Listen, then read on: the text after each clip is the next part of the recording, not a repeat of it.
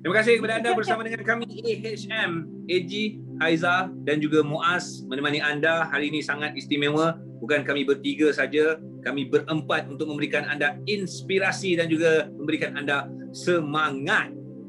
Ya, dan biasanya kita berborak dekat on air ataupun food talk kita, yelah masa 1 jam tu kalau cerita yang best selalu tak cukup kan. Jadi kita bawakan kepada anda dari Lensa Cool agar boleh borak panjang lagi.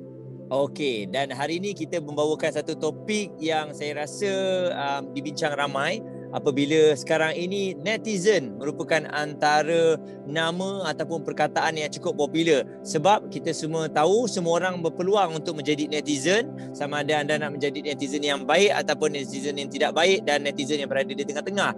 Tapi sekarang ni kita punya fokus adalah netizen-netizen yang melampaui batas. Jadi apakah tindakan yang paling sesuai untuk mereka? Kita perkenalkan kepada anda sekarang Encik Muhammad Akram bin Dato' Abdul Aziz, Peguam di Tuan Akram Hizri Azad dan juga Azmi. Bukan saya, Azmi itu orang lain. Saya bukan peguam. Baik, Encik Akram, mungkin Encik Akram boleh kongsikan penekanan bahawa masyarakat harus lebih bijak dan memanfaatkan media sosial ni. Sebenarnya apa sebenarnya awareness yang boleh kita tekankan kepada kita rakyat, yang sosial media ni adalah tempat untuk kita berikan kita punya kebijaksanaan, bukannya menampakkan kebodohan. Dia yang menjadi masalah pada saya tu bukan masalah teknologi tu, tapi mentaliti segelintir masyarakat ni masih lagi kelas ketiga atau mentaliti golongan-golongan bawang lah saya panggil. Dari segi orang kata mungkin zaman dulu-dulu orang-orang atau segelintir orang ni memang suka menyampaikan maklumat yang tak betul ataupun orang kata memfitnah atau membawa cerita atau jaga tepi kain orang secara melebih-lebih. Bezanya dulu-dulu orang buat benda-benda ni secara dalam komuniti yang terhad, sebab medium untuk perbualan tu terhad kan. Kita paling-paling kuat pun kita ada telefon di rumah, ataupun kalau tak kena jumpa sendirilah, kena bawa kereta ataupun singgah ke rumah jiran tu. Zaman sekarang ni mentaliti mengata ataupun membuat fitnah tu masih ada, tapi medium dia tu lebih mudah.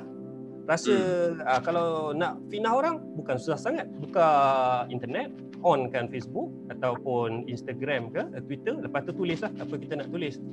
Jadi dia lebih kepada mentaliti segelintir netizen lah yang menyalahgunakan media sosial ataupun teknologi ini, ataupun tersalah takrif apabila diingat adanya medium untuk komunikasi ini, dia boleh tulis apa-apa saja. Walaupun benda tu menyakitkan hati, walaupun benda tu tak betul lagi. Okey, dan kalau kita lihat dengan tindakan ataupun netizen yang melampaui batas dari segi komen-komen dan sebagainya, tindakan hukuman yang lebih keras diperlukan memandangkan undang-undang sedia ada sudah diguna pakai Seksyen 233 Akta Komunikasi dan Multimedia 1998. Sebab apa? Kita nak bagi mereka takut bahawa kau dah pandai tulis, kena ada rasa tanggungjawab dan sesiapa saja boleh ambil tindakan kepada kita. Jadi apa agaknya pandangan Cik Akram sendiri? Okey, pandangan saya macam yang Muaz cakap tadi itu betul. Memang dari segi komunikasi ataupun teknologi multimedia ni, kita dah ada Akta Suruhanjaya Komunikasi Multimedia. Tapi apa yang netizen ataupun masyarakat perlu tahu sebenarnya, dia bukan Akta SKMM ni dia tak cover semua. Baik. Apabila kita berbicara tentang Akta Suruhanjaya Komunikasi Multimedia ni, dia ada berikanlah hukuman bagi beberapa perkara macam sebaran maklumat dan sebagainya. Tapi untuk mereka yang mungkin orang kata terkesanlah daripada kenyataan-kenyataan fitnah atau kenyataan palsu yang dikeluarkan secara sembrono ni dekat media sosial, mereka sepatutnya fikir SKMM ni lebih kepada menghukum, mungkin dia ada denda ke apa, tapi reputasi yang terjejas tu sebenarnya mereka boleh ambil tindakan lain. Yang ini yang kita panggil sebagai guaman sivil lah. Dia berbeza. Akta bawah Akta Suruhanjaya Komunikasi lebih kepada apa yang pihak berkuasa boleh ambil terhadap mereka yang membuat kesalahan ni. Tapi kepada orang yang terjejas, mereka juga masih ada hak untuk buat tuntutan ganti rugi dan juga relief lain lah di mahkamah berkenaan dengan peribadi mereka yang terjejas, reputasi, maruah. Okey. Cik Akram, bila sebut pasal reputasi, maruah semua kan, kalau kita lihat kadang-kadang kenyataan dalam media sosial ataupun blogger-bloggers yang kadang-kadang dia orang pun tak ada etika kalau dia nak buat story pun dia cuba copy paste daripada media yang orang cakap arus perdana kan. Dan ada kalanya dia orang buat tajuk yang nak mengundang orang untuk sama-sama ada engagement lah. Bila dia buat tajuk yang mengaitkan tetapi ada tanda soal. Jadi macam mereka yang dikaitkan dalam persoalan tu, adakah kita boleh saman dia? Dari segi ni kita kena tengok dari perspektif orang yang terjejas. Maksudnya kalaulah yang artikel yang mengeluarkan contoh dia, betul ke Haiza kini berjumpa dengan benda-benda macam tu. Lepas tu tanda soal. Alamak. Itu contoh lah. Biasalah kontroversi melibatkan selebriti semua ni.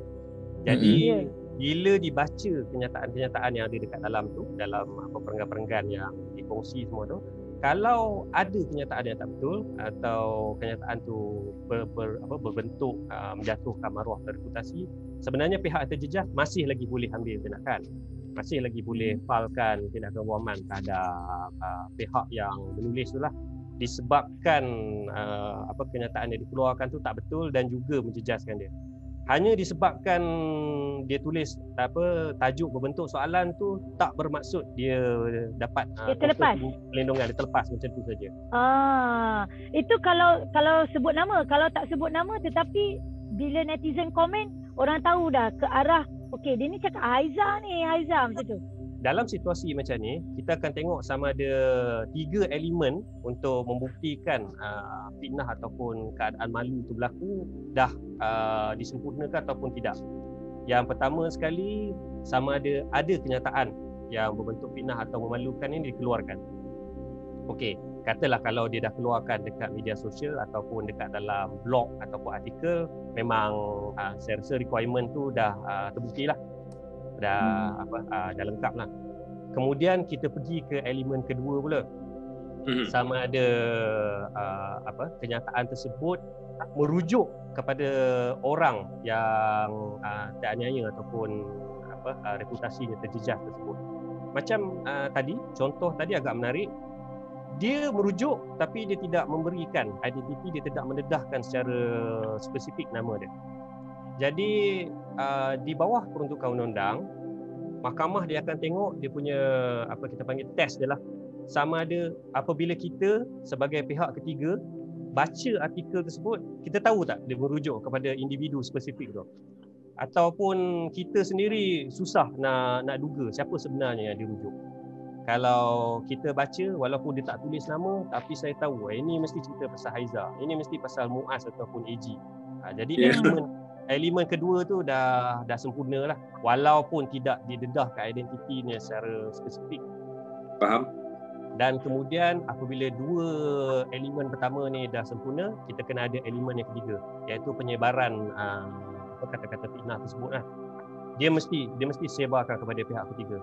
Dia tak boleh sama ada saya bercakap saya simpan dalam hati ataupun saya cakap dekat AG saja, saya burukkan AG tapi saya cakap direct dekat AG, saya tak cerita pun dekat Haiza, dekat Muaz. So AG tak boleh nak falkan tindakan undang-undang fitnah sebab tiada sebaran. Walaupun satu sebaran, kira sebaran tu perkiraan dia bagaimana? Satu sebaran atau macam mana? Dia bawah undang-undang, dia tak ada spesifik amount. Jadi sepatutnya kalau ikut daripada kes satu orang saja dah cukup. Kalau kata saya bergaduh dengan AG, saya keluarkan kata-kata kesat, kemudian saya cerita dekat Haiza, itu saja dah cukup. Saya tak perlu cakap kepada 10 orang ataupun 100 orang. Yang penting sebaran kepada pihak ketiga tu dah berlaku bila ada satu pihak ketiga. Okey, Cik Akram, saya terfikir juga, kalau SIM card, penggunaan SIM card, at least kita beli dekat luar, kita perlu register nama, kemudian IC dan juga sebagainya. Menerusi sosial media, adakah data yang kita berikan itu data yang betul-betul sahih dan juga data yang boleh digunakan untuk in case anything happen, untuk ditangkap atau didakwa jika ada jenayah cyber yang berlaku? Ada, itu antara risiko lah apabila kita mendaftarkan kepada social media ni. Dia pergi dua-dua pihak juga. Kalau kita bubuh data yang jujur, lepas tu berlaku apa-apa perkara yang melibatkan tindakan guaman diambil terhadap kita, memang data tersebut boleh digunakan lah, boleh didedahkan untuk kita tahu siapa di belakang tabir yang membuat posting sedemikian. Kadang-kadang kita tahu juga ada pihak-pihak yang nakal sikit ni, dia tak bubuh dia punya nama betul, dia tak bubuh dia punya identiti betul. Berdasarkan pengalaman saya bila perkara macam ni berlaku, dia mungkin menyulitkan sikit lah untuk kita sebagai peguam dan juga pihak kuasa untuk mengambil tindakan untuk kita bahasa Inggeris identify siapa pihak yang di sebalik tabir tu. Tapi tak bermaksud tak boleh dapat. Tak bermaksud tak boleh dapat. Sebab pada saya sangat-sangat penting data-data macam ni kan, untuk kita mengenal pasti. Dia bukannya kita beli sikat apa benda semua, tidak. Beli sikat bolehlah pergi kedai bayar 20 sen beli sikat, balik settle jadi handsome. Ini tak, ini hakikatnya satu-satu jenayah itu berlaku. Jadi saya rasa mereka sewenang-wenangnya boleh melontarkan kata-kata fitnah dan juga sebagainya. Yang tu betul jugalah. Tapi macam AG kata tadilah, kata dari segi identity ataupun personal data semua ni, sebaik-baiknya kalau boleh kita ni sendiri jangan kongsilah kepada orang lain, sebab kita takut dia jadi situasi di mana orang salah gunakan, dia pergi buka akaun bubuh nama kita. Bila perkara ni berlaku, apabila tindakan undang-undang diambil, bergantung kepada situasi lah. Mungkin pada akhirnya orang sebenar yang buat perkara tersebut akan menghadapi tindakan undang-undang sewajarnya. Tapi untuk pergi ke situ, kita ni yang telah disalahgunakan identiti tu pun terpalit jugalah. Kena panggil dengan pihak berkuasa, kena bagi statement. Kalau kata kena saman dengan peguam, kita pun tak nak kena jelaskan kepada peguam pihak lawan tu dulu yang kita ni bukan pihak yang sewajarnya, dan kita pula nak kena bersihkan nama. Jadi pada saya, daripada benda tu berlaku, baik kita elakkanlah, kita jaga betul-betul lah identiti. Baik Cik Akram, kalau mungkin kita yang telah pun dikutuk oleh netizen dan kita nak ambil tindakan kepada netizen-netizen ni, bagaimana pula dari segi pembayaran dan juga berapa banyak yang kita boleh saman malu kepada netizen tersebut dari segi jumlahnya? Sebab saya tengok jumlah berbeza. Ada yang saman 300,000, ada yang 500,000, ada yang 100,000 saja. Kan, yang paling terbaru ni kalau kita tengok ada dalam 300,000. Macam mana dia kira dari segi amount tu? Ganti rugi am ni dia merujuk kepada sesuatu yang berbentuk subjektif. Macam apabila kenyataan fitnah disebarkan, reputasi saya terjejas macam mana? Adakah saya seorang public figure ataupun orang awam biasa saja yang tak dikenali umum? Adakah reputasi saya terjejas teruk sampai saya tak boleh keluar rumah? Emosi terganggu teruk ni. Dia jadi sampai tahap rasa segan, rasa malu semua. Adakah dia murung, menjejaskan kehidupan seharian. Jadi benda-benda ni lain situasi, lain orang dia, lain dia punya keadaan lah. Bila jadi macam ni, pihak yang menuntut ataupun memfalkan tindakan guaman tu perlu mengemukakan bukti-bukti dan juga keterangan untuk buktikan saya kemurungan, saya punya reputasi, sebenarnya saya seorang public figure. Saya yes, contoh dia kalau macam itu untuk kategori ganti rugi am lah. Kalau khas pula? Kalau khas, dia merujuk kepada benda-benda yang kita boleh kira. Macam tadi benda subjektif, dia lebih kepada emosi, dia lebih kepada minda. Yang betul-betul melibatkan duit dari poket kita ni, kita panggil sebagai ganti rugi khas. Contoh dia disebabkan kenyataan fitnah dikeluarkan, perniagaan terjejas. Mungkin juga disebabkan kenyataan fitnah, kontrak ditarik balik ke macam tu kontrak ditarik balik, dan macam kita cerita tadi ada kemurungan, of course kita kena pergi ke hospital, dapatkan khidmat pakar perubatan, pakar klinikal, dan dapatkan ubat semua. Kos-kos yang kita pergi hospital semua ni kita boleh tuntut dekat dalam ganti rugi khas. Maksudnya apa yang jadi kat kita sampai terganggu teruk, sampai terpaksa pergi hospital, sampai terpaksa buat apa-apa arrangement untuk hidup di bawah reputasi yang terjejas disebabkan kenyataan fitnah ni, kita boleh claim baliklah ganti rugi khas. Kalau kita lihat untuk netizen ni memang lebih kepada denda duit bukan dipenjarakan ke?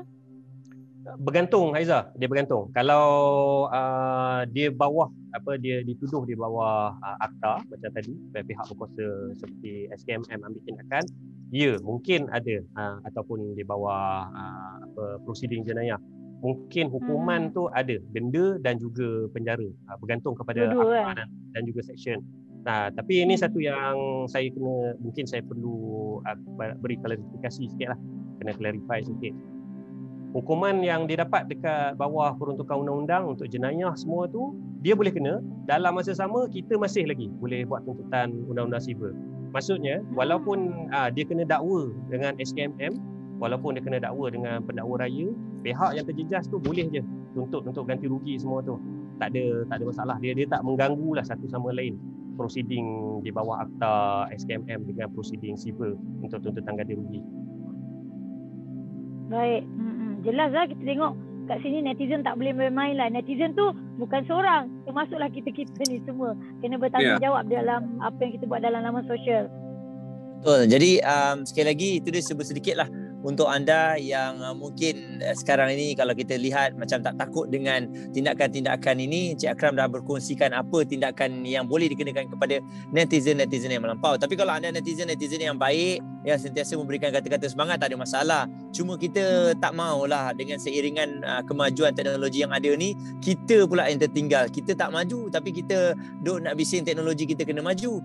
Jadi sebab itu dengan adanya peguam dan juga kena ada tindakan-tindakan sebegini, boleh menakutkan sedikitlah netizen yang kalau kita lihat sekarang ni memang sangat-sangat melampau di setengah tempat. Encik Akram, mungkin ada sedikit kata-kata nasihat kepada netizen-netizen yang tersasar dan terlajak di alam maya ni. Encik Akram. Kembali okay. Boleh. Dia sebab kemajuan teknologi ni dia serempang dua mata lah. Kita boleh pakai untuk katalah pihak yang berniat jahat ataupun yang tak berjaga-jaga dalam dia punya kata-katanya lah. Dia boleh keluarkan kenyataan tu secepat mungkin, dan dia kena ingat sebab benda-benda ni dikeluarkan menerusi alam maya semua ni. Zaman-zaman sekarang ni orang boleh screenshot, orang boleh rakam, orang boleh save bila-bila masa saja. Jadi apabila kenyataan tu dah dikeluarkan, orang kata telajak perahu boleh diundur, telajak kata kena screenshot lah jawabnya. Bila dah jadi macam tu, susah lah untuk kita nak kata kita tak keluarkan kenyataan fitnah semua tu, dan berisikolah untuk tindakan undang-undang diambil. Jadi mungkin untuk masa-masa akan datang ni, kalau kita melayari web ataupun memberikan komen ataupun posting tu, perlu berjaga-jaga sedikit lah. Jangan sembrono saja keluarkan kata-kata, sebab mungkin apa yang kita kata tu akan menjejaskan kita di masa akan datang. Kena ada etika lah ya. Betul. Baik, sekali lagi kita ucapkan terima kasih kepada Encik Muhammad Akram bin Datuk Abdul Aziz, seorang peguam di Tetuan Akram Hizri Azad dan Azmir yang sudi bersama dengan kami dari Lensa Cool. Terima kasih. Jumpa lagi insya-Allah dengan lebih panjang lagi kita boleh cerita. Jadi kepada netizen semua, hati-hati kerana kesalahan anda ada yang memantau.